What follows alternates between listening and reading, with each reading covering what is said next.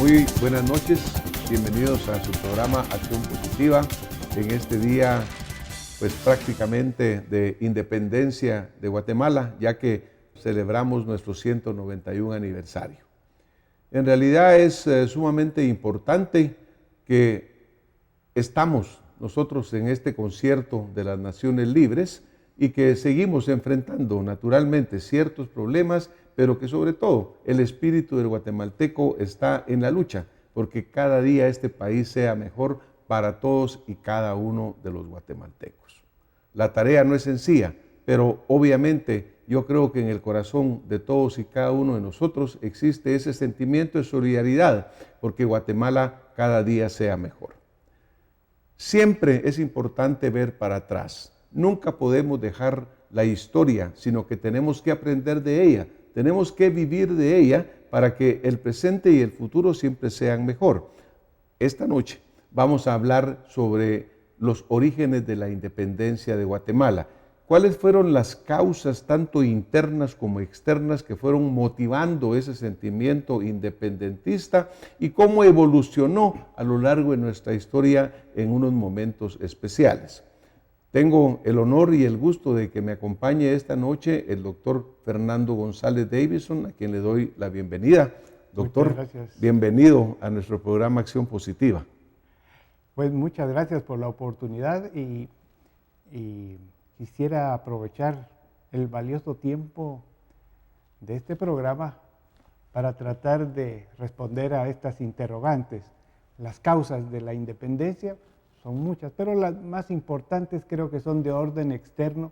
Por un lado, a principios del siglo XIX vemos nosotros todo un elán que viene de la Revolución Francesa y sobre todo una distorsión de la Revolución Francesa que es con Napoleón, que invade en 1808 a España y se captura al rey de España y a su delfín.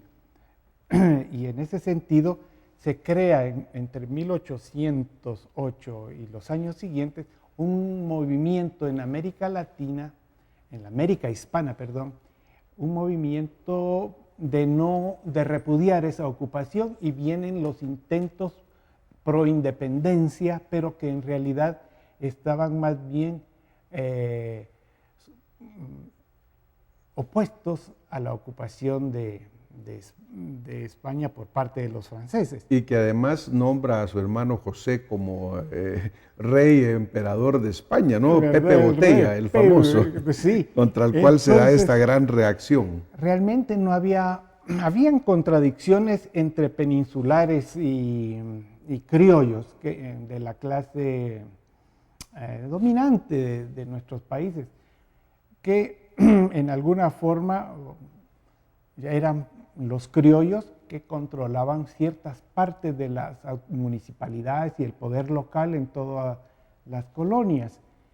Algunos querían mayor libertad y entonces, aprovechándose de esta coyuntura, empezaron a promover, como sucede en los países del Cono Sur,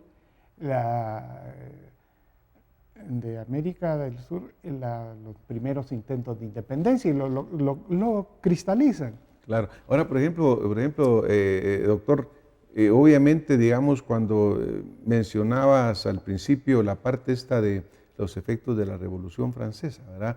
Libertad, igualdad y fraternidad, es decir, ya corrientes filosóficas que dan una nueva visión. Miren, yo creo que es bien importante recordar que el doctor González Davison tiene una trayectoria como embajador y ha representado a Guatemala en países como el Japón, Argentina, Perú, Uruguay, y además es un historiador que escribe novela histórica, de la cual vamos a hablar un poco en el camino.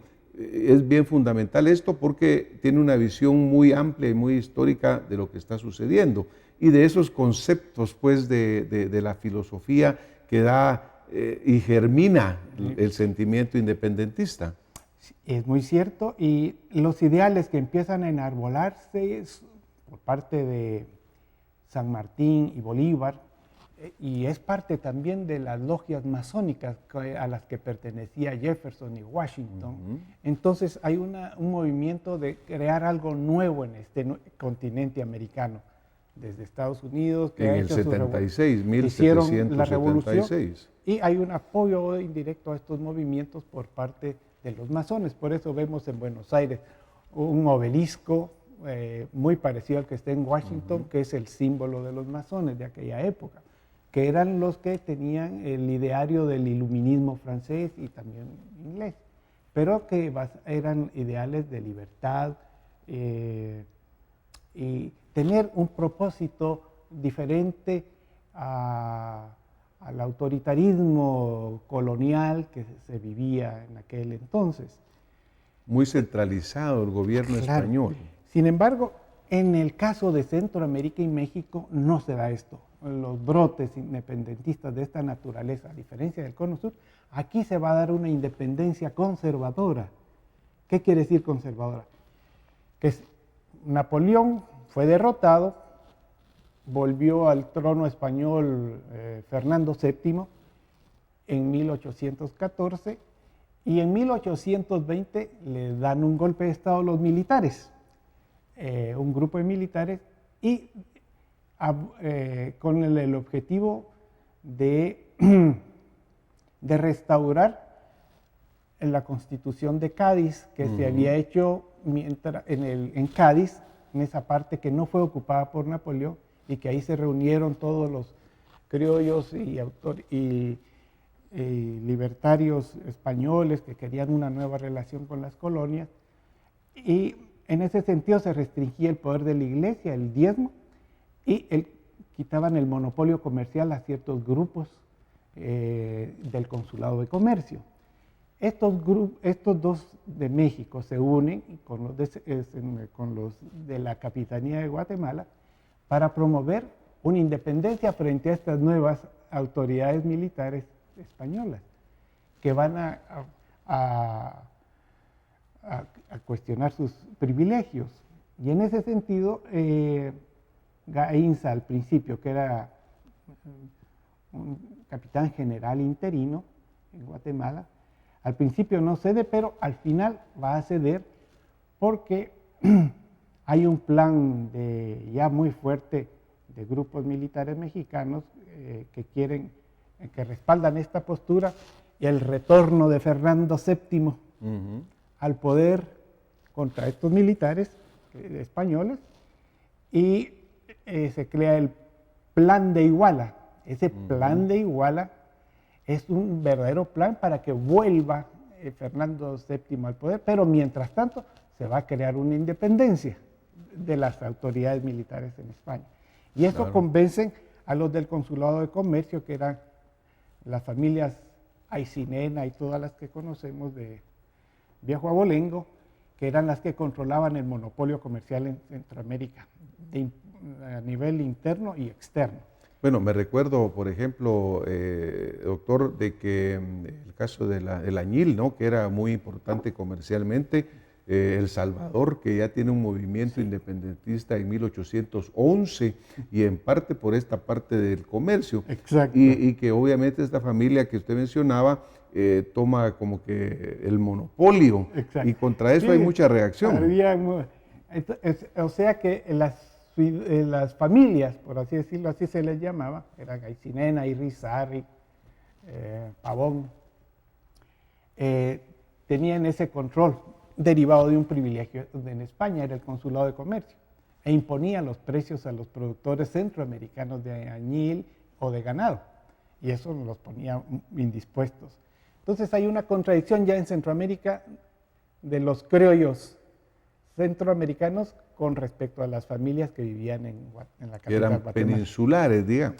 No, eran criollos también, Ya pero criollos ya también.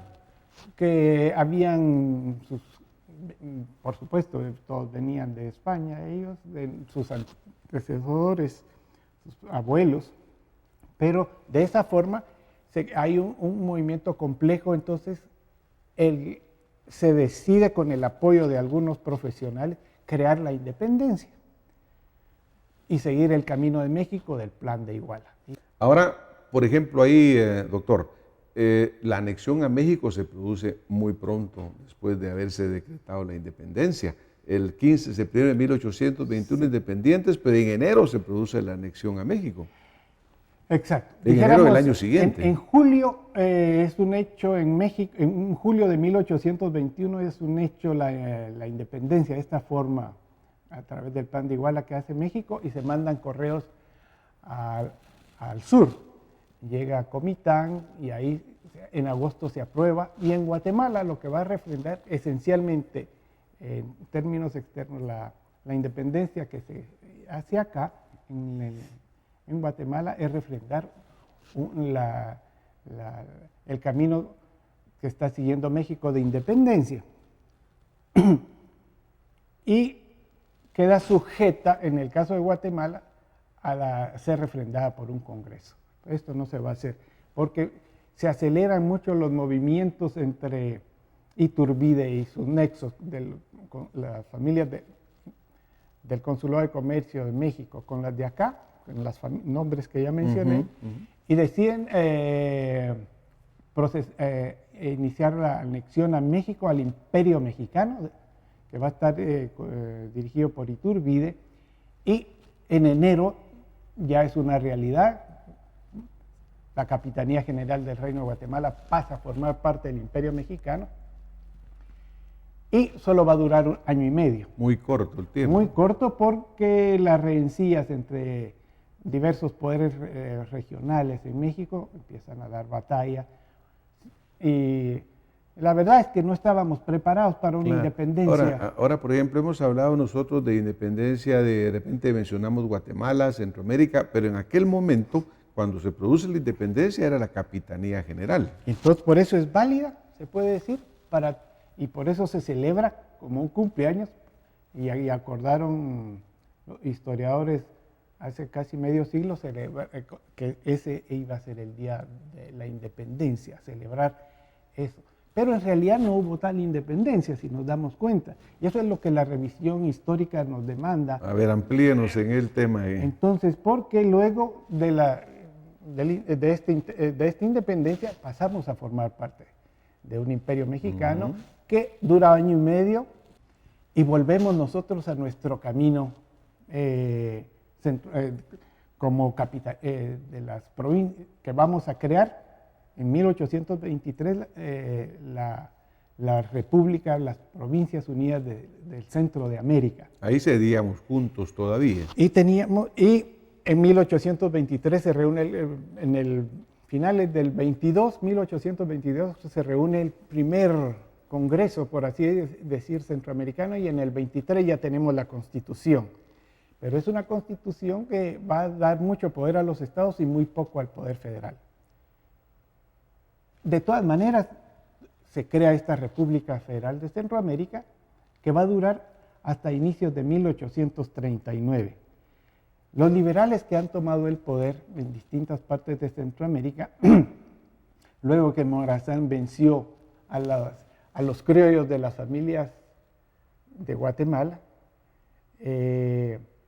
porque hubo una guerra intestina, en 1828 Morazán sacó a todos las órdenes religiosas y se cerró la catedral por 10 años. Prácticamente no hubo jerarquía eclesiástica y pocos curas en Centroamérica. En 1828 fue esto. Y se expropiaron muchas tierras de la iglesia y bienes. Y eso es algo que a veces... Y a las familias también, a estas 100 familias que he mencionado, va a ser algo interesante porque va a dejar a los liberales, los nuevos profesionales, ligados a acuerdos con potencias europeas, especialmente representantes de intereses comerciales británicos, que van a copar todo el comercio con Centroamérica en lugar de España. Hay una rebelión campesina porque hay muchas concesiones de tierras que se van a afectar en 1800 por parte de Mariano Gálvez junto con Morazán, de concesiones de tierras a cambio de armas, porque todas las provincias no respetaban al presidente federal que era Morazán y siempre anduvo con su ejército itinerante tratando de sofocar problemas, porque en el fondo, al final, cada estado quería hacer lo que deseaba. Claro.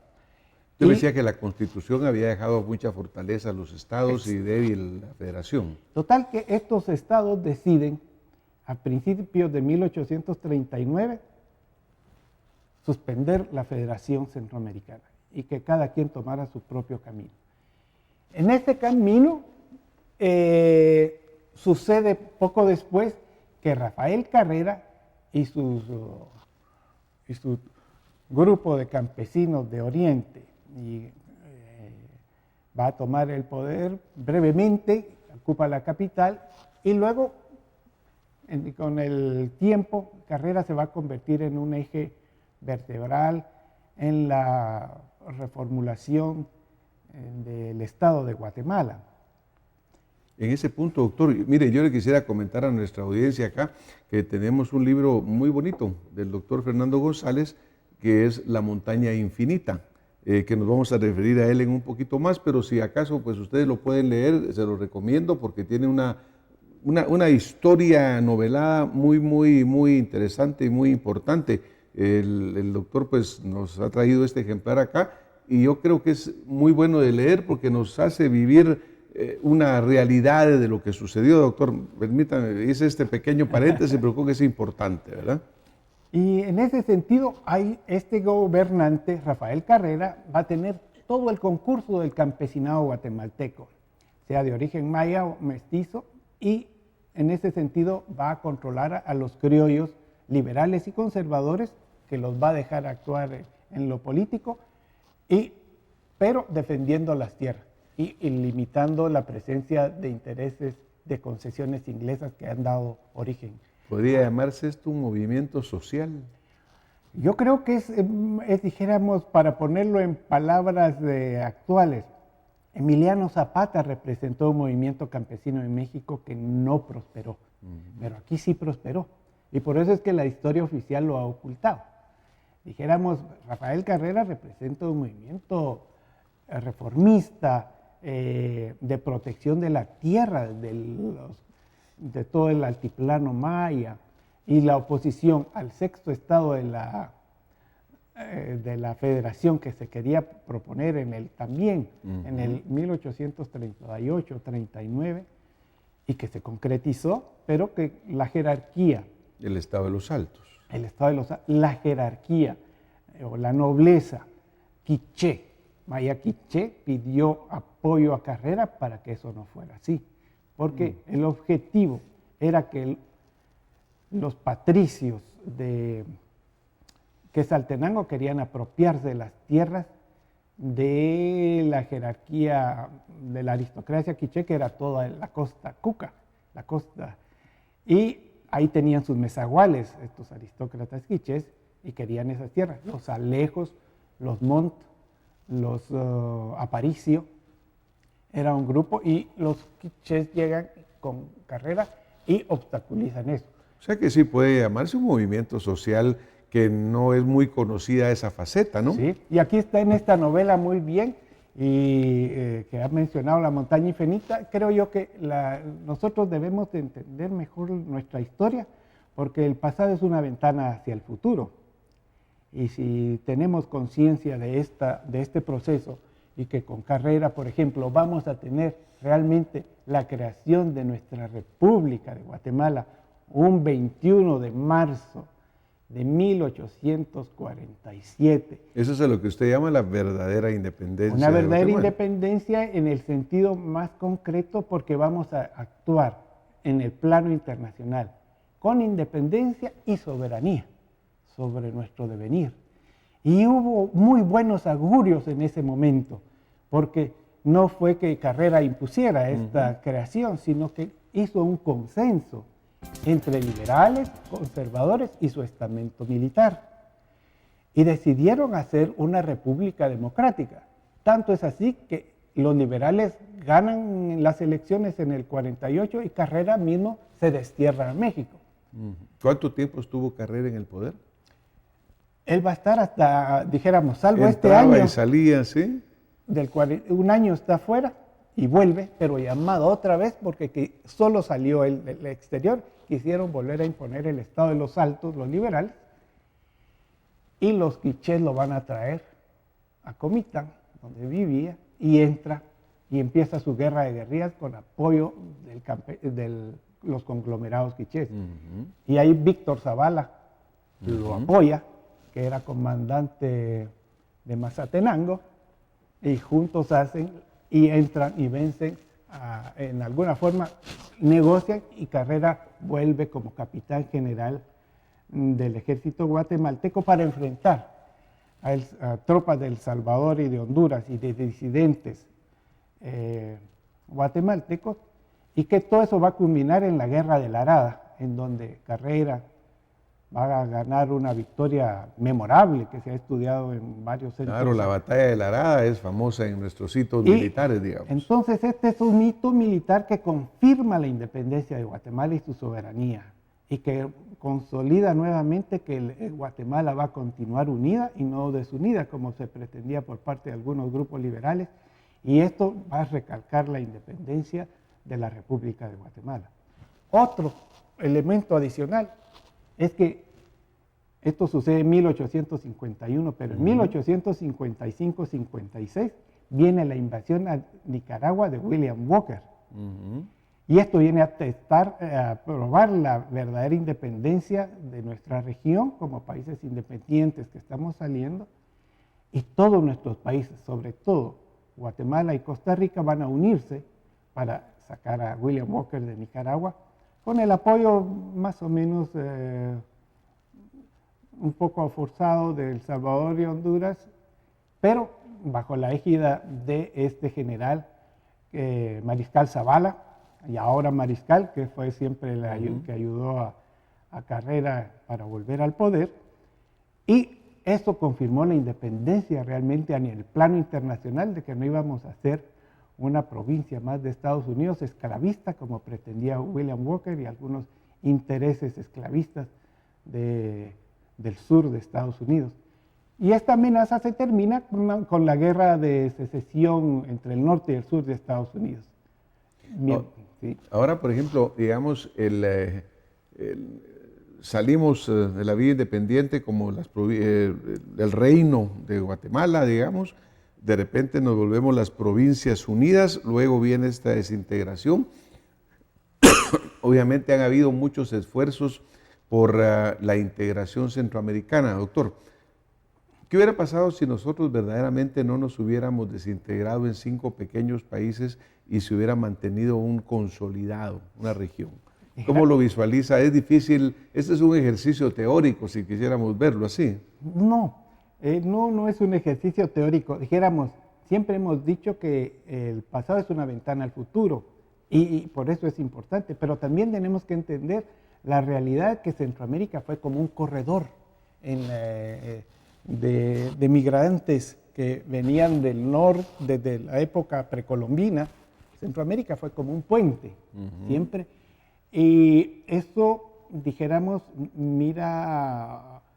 nos da cuenta cómo Guatemala, Chiapas y Yucatán tienen la cultura maya que no la van a tener los países centroamericanos en general, porque eran poblaciones más bien que estaban caminando hacia el sur o caminaban hacia el norte.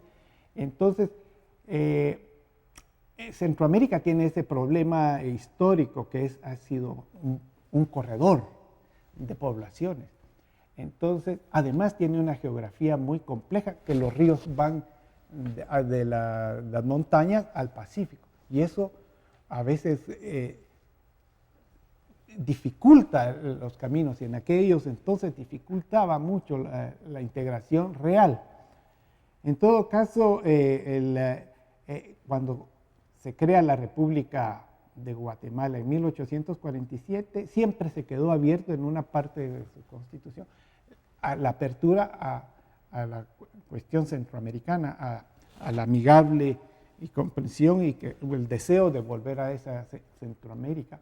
Y es que era una necesidad, porque se comprobó a los pocos años con el arribo de William Walker, que unidos lo pudimos resistir, pero separados hubiéramos vuelto provincia de Estados Unidos. Claro, por eso lo mencionaba, ¿verdad? Porque ahí pues se da un esfuerzo, claro que políticamente era un momento oportuno, era necesario hacerlo. Y- Pero pues obviamente tuvimos recientemente acá en el programa a Roberto Carpio, quien fue una de las figuras integracionistas, a el presidente Cerezo, que Claro. en sus esquipulas y esos esfuerzos buscando promover ese movimiento integracionista. Claro que ahora cada país con su autonomía, ¿verdad? Sí, dijéramos, llegó después de la batalla de la Arada, Carrera resurge y lo nombran presidente de Guatemala, ya de manera autocrática. Esto sí ya no fue democrático porque no funcionó el periodo democrático como se hubiera deseado. Y en ese sentido es el que controla El Salvador y Honduras por diferentes razones. Nicaragua está de acuerdo en alguna forma. Y hubo un intento de nombrar a Carrera presidente de Centroamérica, pero en eso llegaron William Walker y los filibusteros y ese proyecto se vino abajo. Y esa era una coyuntura externa que vino a molestar ese proceso que sí se deseaba en alguna forma y que pudo darse nuevamente después de la expulsión de William Walker, porque se creó la unidad centroamericana en ese sentido, que era claramente importante. Pero aquí vinieron las divisiones que van a estar detrás,